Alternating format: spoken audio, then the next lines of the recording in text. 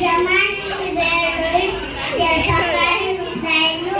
അയാൾ അള്ളാഹു നിശ്ചയകാര്യം ഒട്ടു ചെയ്യാറില്ലായിരുന്നു. പക്ഷെ അയാൾക്ക് ഒരു തെറ്റ് പറ്റിപ്പോയി.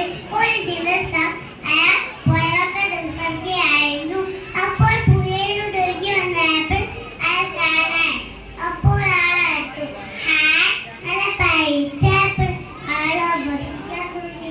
പെട്ടെന്നാണ് അയാൾ ഫോൺ പറഞ്ഞ് ഇതേ തോട്ടത്തിലായ അയാൾ പുറപ്പെട്ടു.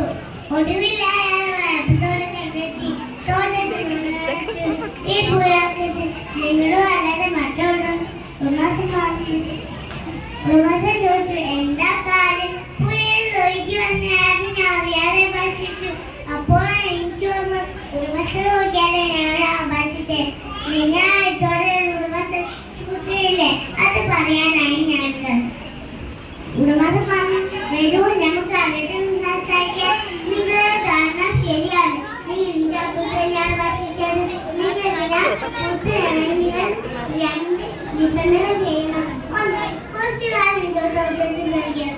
രണ്ട്, നിങ്ങളെ വിവാഹം കഴിക്കണം. സമാധാനമാണ്. നിങ്ങൾക്ക് ഞാൻ പൂർത്തി തരാം. നിങ്ങൾ എന്തും മത്സരിക്കാൻ തയ്യാറാണ്. അദ്ദേഹം അദ്ദേഹത്തിന് മകൾ വിവാഹം കഴിക്കും.